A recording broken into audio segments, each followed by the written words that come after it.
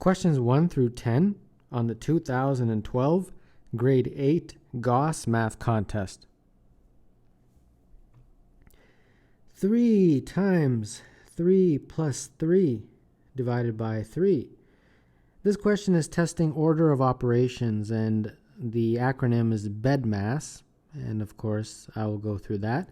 Brackets, then exponents, then division multiplication in order, left to right, and then addition subtraction in order, left to right. So in this question, the first thing, of course, is brackets, the B. So you do that. 3 plus 3 is 6.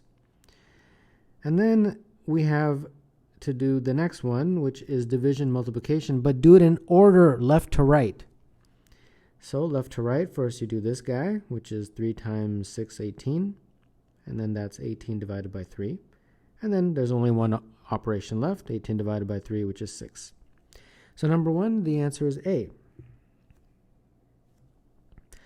A 6-sided die has numbers 1 to 6 on its sides. What is the probability of rolling a 5?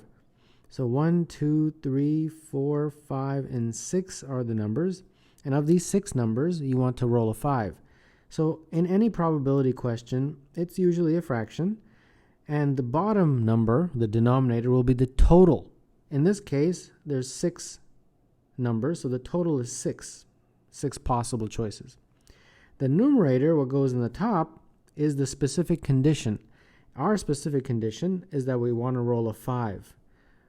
How many 5s are there? Well, there's only one 5, so 1 goes here. 1 over 6 is the answer. So number 2, that would be B.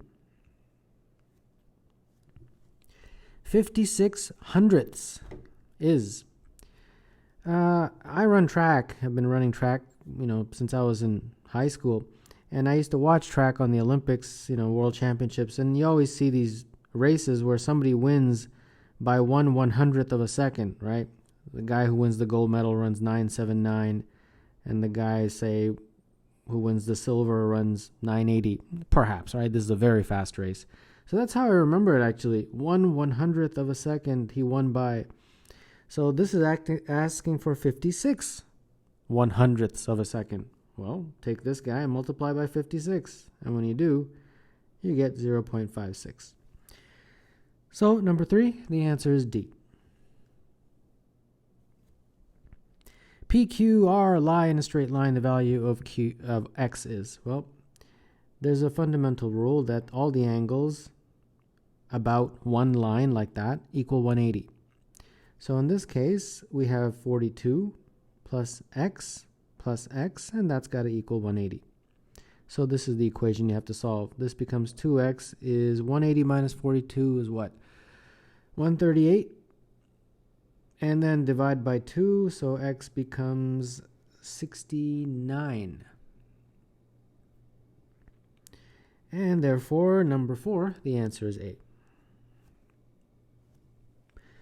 How many more coins does it take to make $1 using nickels than it takes to make $1 using dimes? Well, $1 divided by 5 cents is 20. So it takes 20 of those nickels to make $1. And then you have $1 divided by 10 cents, and that's 10. So it takes 10 dimes to make $1. So they're saying how many more nickels do you need than dimes in this particular scenario? Well, you need 20 nickels, but you only need 10 dimes, so you need 10 more nickels. So the answer is 10. How many more coins does it take? So number 5, that would be choice B. Ronald buys a pizza, cuts it into 12 parts. He then cuts each part into 2 equal pieces. He then eats 3 of those pieces. What fraction of the pizza does he eat? Initially, it's 12, and then those 12 pieces are further divided to result in 24. And of these 24 pieces, he eats 3 of them. So that is the fraction that he eats. And of course, they always reduce it to lowest terms. Top and bottom divided by 3 would be 1 over 8.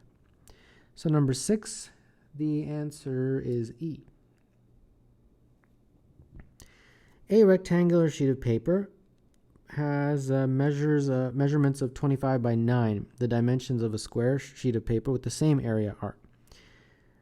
This, let's say, is our rectangle, and it's 25 by 9.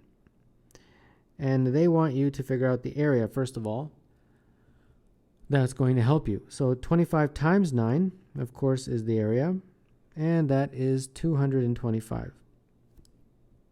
And then you've got the square that has the same area. So it has sides x and x, let's say. Square, obviously, as you know, has equal sides. And its area is 225, the same area as the rectangle. So that means that x squared is 225. That's how you find the area of a square. You multiply one side by the other. So this is what we have to solve. If you take the square root of both sides, you get x equal to 15. And therefore, this is a 15 by 15 square. And of the answer choices, that would be choice A for number 7.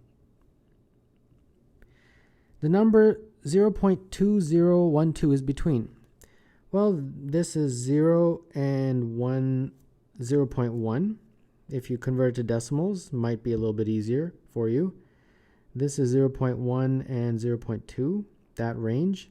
And this is 0.2 and 0.5, that range. 0.25. And this one again is 0.25 and 0.33 approximately. And finally, this is 0.33 and 0.5. So they're saying this number here, 0.2012, which range is it in? And it's this range right here. And that would be choice C for number 8.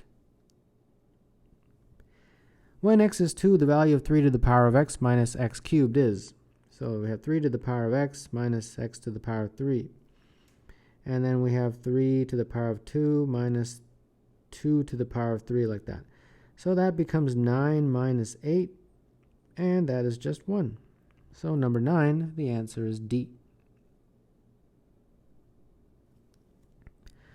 The rectangle shown has sides length of 8 and 4. The area of the shaded region is. This question you can easily sort of figure out by just drawing a line from there to there. And then noticing that what we've really done is just taken each of these rectangles and then cut them in half.